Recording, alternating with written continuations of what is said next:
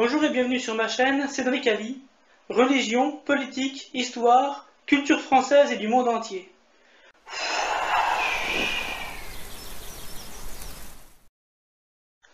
Vous pouvez vous abonner, mettre des commentaires, mettre des pouces bleus et n'oubliez pas de mettre la cloche pour avoir les autres revues de presse et les autres vidéos de ma chaîne. J'ai reçu là, hier, une lettre. Je reçois beaucoup de courriers. J'ai reçu une lettre que je voudrais lire. C'est une lettre d'une dame qui m'écrit et qui habite dans les Alpes de Haute-Provence et qui m'écrit ceci. C'est à moi que c'est adressé. Monsieur, j'ai 72 ans, une maladie invalidante, le cancer et des conséquences de traitement pendant 10 ans.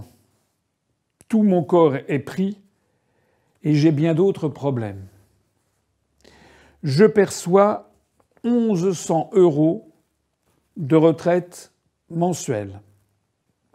J'ai perdu 96 € par an avec le retrait de 8 € par mois sur la CSG.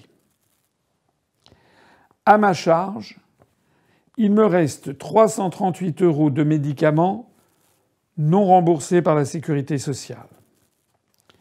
Je faisais et je dois faire de la balnéothérapie 2 fois par semaine jusqu'à ma mort, mais celle-ci est stoppée à cause du coût de l'essence, soit 12 € de plus à chaque plein, car l'aller-retour faisait 80 km. Voilà, monsieur Macron, ce que vous faites quand vous augmentez le prix de l'essence. Le cadeau royal de 0,3% d'augmentation des retraites décidé par monsieur Macron me donne 39,60 € par an, soit 3,30 € par mois. 3,30 € par mois. J'ai été surprise par ceux autour de moi qui n'ont pas cherché à savoir et qui sont stupéfaits des montants. Ce que je souhaite, monsieur, de votre part, c'est de révéler ceci et de tenir aux Français des discours clairs avec des exemples concrets. Voilà. Je ne vais pas tout lire. Cette lettre est assez émouvante. Elle est précise. Voilà une femme qui a beaucoup de difficultés et qui se retrouve dans une situation qui est extrêmement difficile. Il y a d'ailleurs plus difficile encore. Il y a des gens qui ont des retraites encore plus faibles. Il y a des gens qui sont en dessous du seuil de l'indigence. Et le véritable scandale, le détonateur de toute cette affaire des gilets jaunes, ça a été en effet l'augmentation du prix de l'essence. Mais pourquoi l'augmentation du prix de l'essence ? Parce que moi, j'ai une maison de campagne dans la Nièvre. Je sais bien que tout s'est désertifié. Et que quand on veut aller acheter, faire des courses, il faut prendre sa voiture pour aller à 15 ou 20 kilomètres de là dans le supermarché ou l'hypermarché le plus proche. Beaucoup de gens qui vivent dans la province, dans les campagnes, sont dans une espèce de sédentarité forcée qui les oblige à aller avec leur voiture, puisqu'il n'y a pas d'autre moyen, aller à leur travail, aller chercher les enfants, aller les conduire à l'école, aller chez le médecin, aller faire des courses, puisque tout a disparu dans la France rurale. On ferme les écoles, on ferme les bureaux de poste, on ferme les lignes de chemin de fer, on ferme les mairies, on ferme les commissariats de police et les gendarmeries. Donc du coup, bien entendu, les Français sont obligés d'utiliser leur voiture. Et bien entendu, les plus pauvres d'entre eux, quand on augmente le taux de l'essence, ça a un impact sur leur budget qui est tout à fait considérable. Alors moi, ce que je veux dire pour clôturer toute cette affaire, c'est que on va s'en tenir à notre politique. D'abord, nous avons beaucoup de compassion pour les gens qui manifestent. Mais moi, je n'ai pas envie de les récupérer politiquement. J'ai pas envie d'aller me montrer avec un gilet jaune sur la tête, etc., pour dire voilà. Moi, ce que je veux les respecter et je veux les sauver. Aller mettre un gilet jaune, ça c'est facile pour tout le monde. Moi, je veux les sauver. Je veux améliorer pour de bon leur situation. Améliorer pour de bon leur situation, ça veut dire quoi? Ça veut dire essayer de les convaincre que tant que nous resterons dans le cadre de l'euro, un euro qui nous entraîne collectivement à la ruine, un euro qui nous entraîne à la disparition des industries françaises, un euro qui nous entraîne également à des coupes budgétaires considérables, constamment.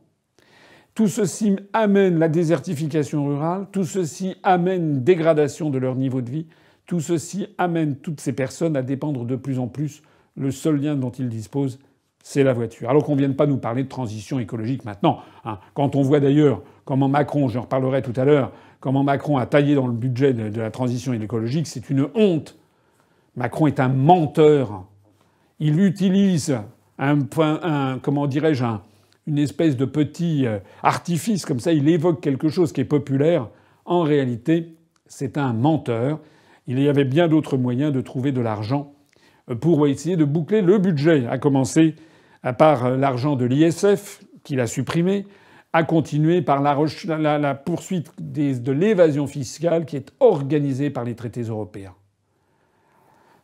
Dans les jours qui suivent, dans les jours prochains, nous continuerons à demander à nos adhérents, à nos militants, d'aller sur le terrain, de rencontrer nos compatriotes des Gilets jaunes et puis d'essayer de leur faire comprendre que la meilleure façon de les aider, c'est d'abord et avant tout de leur donner l'information dont ils manquent.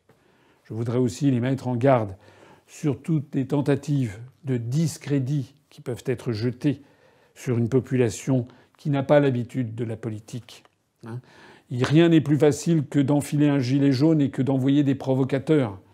On imagine que certaines forces pourraient avoir intérêt à discréditer un mouvement, par exemple en envoyant des casseurs, par exemple en envoyant des personnes qui tiendraient des propos racistes, xénophobes, homophobes, comme ça a été déjà un petit peu le cas, jetant ainsi l'opprobre sur toute une série, sur des dizaines et des dizaines de milliers de Français.